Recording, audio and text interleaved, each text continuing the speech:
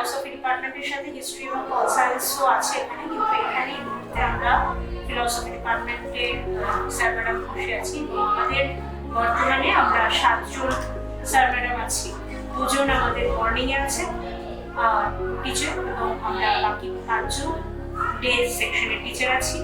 আমাদের নিজস্ব লাইব্রেরির কথা আমরা বলেছি, এবং ডিপার্টমেন্টের যে বুকস বা লাইব্রেরির যে বই, সেই বই আমরা এই স্টাফ রুমেই আমাদের রাখা আছে। এই বইয়ের আলমারিটাই একটা নয়, এছাড়াও আরো কয়েকটা আলমারিতে বই রাখা আছে, খাতাপত্র আছে আমাদের, যেখানে আমরা খাতা দেখে থাকি সেই সমস্ত আছে। এই কম্পিউটার, প্রিন্টার, এবং এখানে আমরা অনেক সময় আমাদের কোনো প্রেজেন্টেশন বা ডিপার্টমেন্টাল কিছু ডকুমেন্টস, যেটা ক্লাসরুম টিচিংসের জন্য বা আমাদের একাডেমিক অ্যাডমিনিস্ট্রেটিভ কাজের জন্য আমরা ইউজ করে থাকি সম্পূর্ণভাবে। এটা আমাদের একটা বড় সাপোর্ট এই সিস্টেমটা।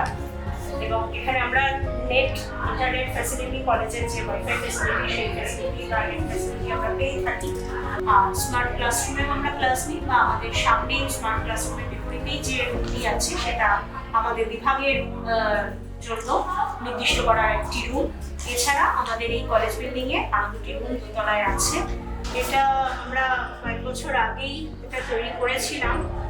এখানে শুধু এই পোস্টারটা আমাদের ইন্ডিয়ান ফিলসফির কয়েকটি বিশেষ দিককে হাইলাইট করেছে, এবং বুদ্ধিস্ট ফিলসফি বা philosophy in Gita and contemporary Indian philosopher বা থিঙ্কার্স হিসেবে রবীন্দ্রনাথ টেগর, যার নাম বা যার ফিলসফিক্যাল ভিউজ আমরা আমাদের সিলেবাসে পড়িয়ে থাকি, সেইটা।